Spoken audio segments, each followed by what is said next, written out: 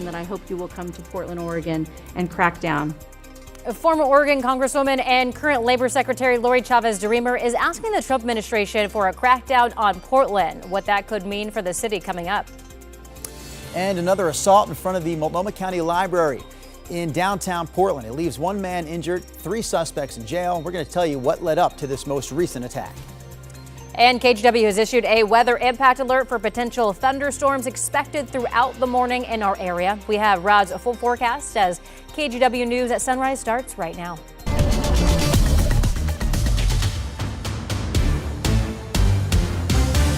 Good morning and thank you for joining us on this special edition of Sunrise. I'm China Green. And I'm Drew Carney. Chris McGinnis on board with us for a look at traffic in just a moment. But first, Rob, we want to get to you because of that KGW weather impact alert. You're talking about thunderstorms in the area. Back to about 2 o'clock last night, scattered about.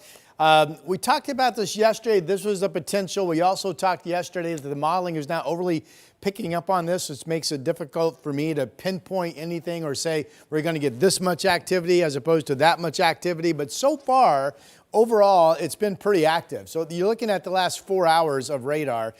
Currently, it's pretty quiet in Portland, some scattered rain showers, just light stuff. But here's our latest cluster that's developed in parts of Polk and then down into Benton County. There's Monmouth, Dallas, and just outside of Falls City. You folks are definitely hearing thunder and probably seeing some pretty good flashes. We've actually seen some flashes of lightning on our Salem sky camera. I think you can tell that's a fairly ominous sky right there. It's 63 degrees outside.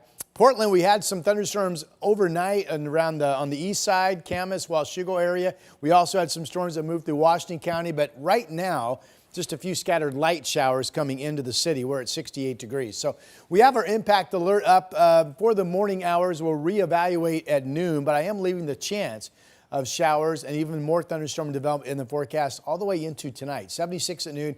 86 at 5 o'clock. Here's Chris McGinnis. Rod, thanks for that. We have seen some showers in our Coast Range cameras. Also, Highway 26 heading up over Mount Hood. Down low, it's getting a little bit busier, but so far the drive rolling right along. This is in Tualatin. I-5 at the 205 interchange. The headlights in that shot, that's the southbound commute. We'll switch gears real quick, show you the Banfield Interstate 84 there. There's your westbound drive approaching the I-5 split. No major trouble on that side of town just yet. Guys, we are still, despite more traffic, rolling along at pretty close to a speed limit clip. So far, so good. All right, thank you, Chris. Let's get to our top news story here at 6 o'clock. Calls for a crackdown in Portland are coming from U.S. Labor Secretary Lori Chavez-DeRemer. She used to be an Oregon Congresswoman, and during a White House cabinet meeting yesterday, she praised the president's use of ICE agents nationwide. Sunrise reporter Thomas Schultz joins us in the newsroom. So, Thomas, what more do we know about this? Well, guys, at that meeting, Lori Chavez-DeRemer thanked President Trump for the role ICE agents are playing nationwide and said she hopes more is done here in Oregon. Take a listen. Thank you for what you are doing with your agents on ICE, and thank you for the prosecution that I hope you will come to Portland, Oregon and crack down. Now, from the comments, it's unclear exactly what kind of crackdown Chavez-DeRemer is looking for, but it presumably involves migrants. Recently, the White House has expanded the use of the National Guard. Earlier this month, troops were deployed in Washington, D.C. U.S. Attorney General Pam Bondi has warned Oregon and Portland could lose funding over their sanctuary city policies.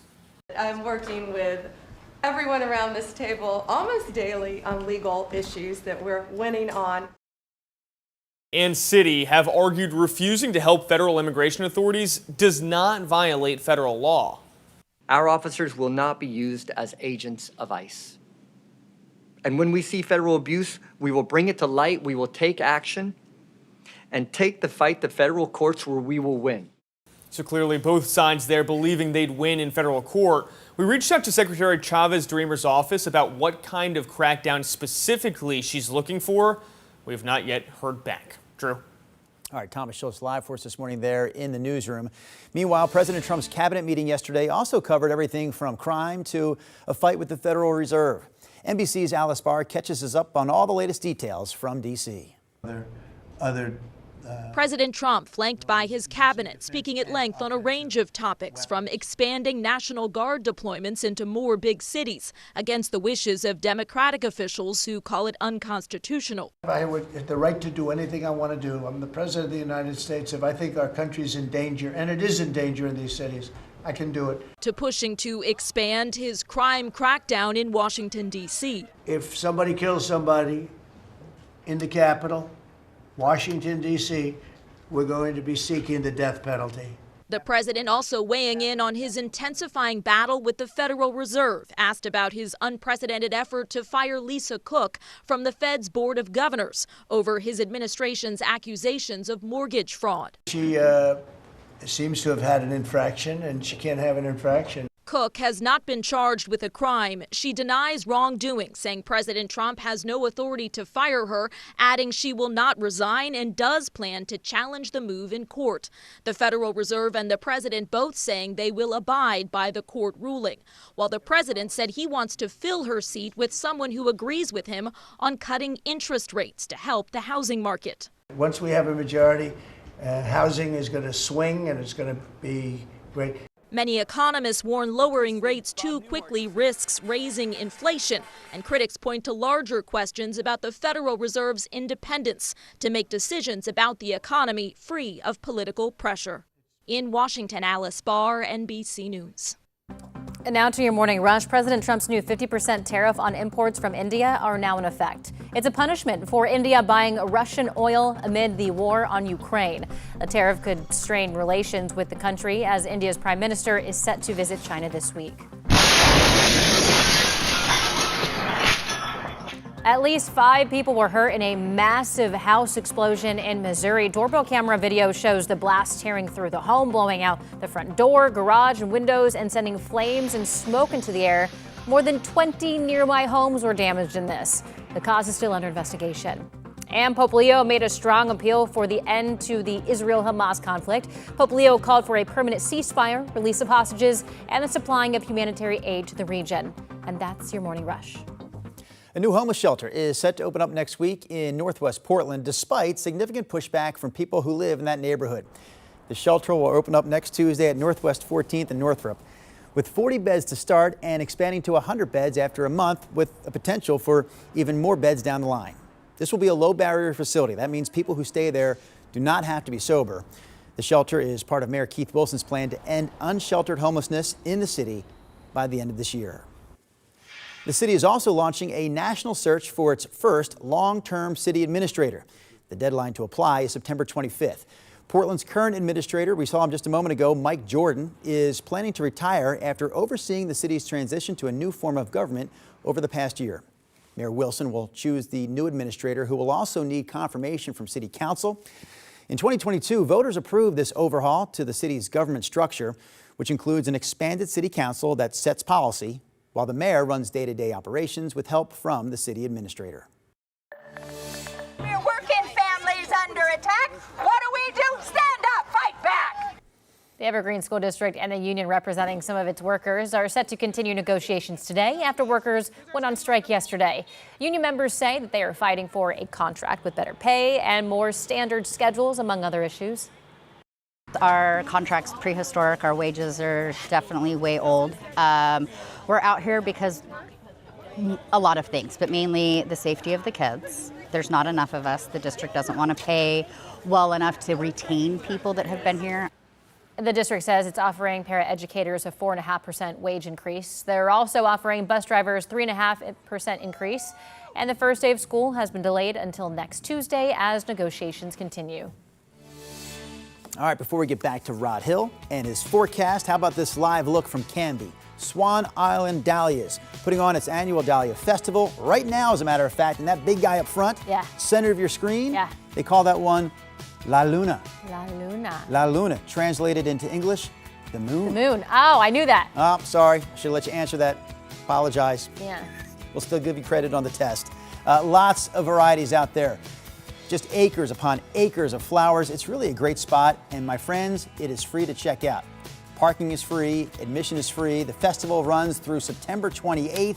If you want more info, go to dahlias.com. Well, there you go. There's the moon. Now let's toss it over to our sun.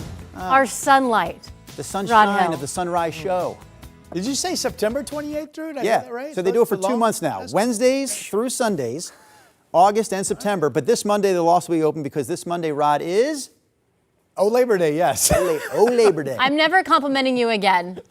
Yeah, I know. We tried to be nice to you there, and then you just went. Oh, what'd you say, dear? I missed She it. said the flower was called La Luna, which means the moon. Oh, yeah. You, meanwhile, are the sunshine. Sun. So let's go to our sunshine. And you said, when's the festival?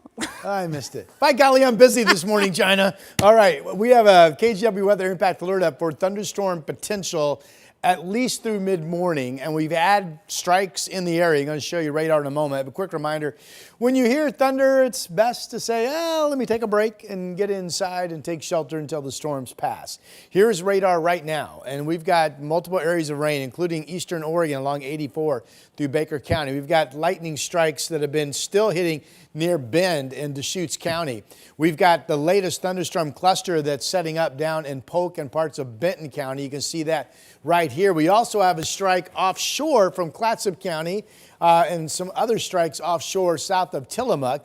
Portland, for the last couple of hours, has been pretty quiet, just some harmless scattered light rain showers. But here's that main cluster area. So there's Philomath. Remember, I'm sure you do, you had that cluster of lightning storms about 24 hours ago. Right now, this action is up to your north. There's Dallas, there's Falls City, so you folks are definitely seeing and hearing some of that action. We've actually seen some of these strikes off to the distance from our Salem sky camera. You can tell it's cloudy, 63, and here's downtown Portland, just some scattered light rain showers in the metro at this time, 68, but still a thunderstorm threat that could pop. Temperatures, another warm, humid morning, 60s to low 70s, including 71 in downtown Portland, 63 cooler down in Salem, and then 60 degrees out in Dallas, getting closer to that thunderstorm cluster I just showed you on radar. So most of our state, again, has a shower/thunderstorm threat. Inland areas, mainly in the 80s, cooler with more cloud cover out east. Baker City, 72. You folks out in Baker County actually under a flood advisory for the potential of enough shower activity producing heavy runoff today. So keep an eye on that. Portland, 86 today. The shower threat ends tomorrow morning. Could be 90 on Friday. Another rain chance sits up Saturday afternoon into Sunday morning. And that's another one that's hard to pinpoint. Can't guarantee we get some rain, but something that I'm watching. That is your update.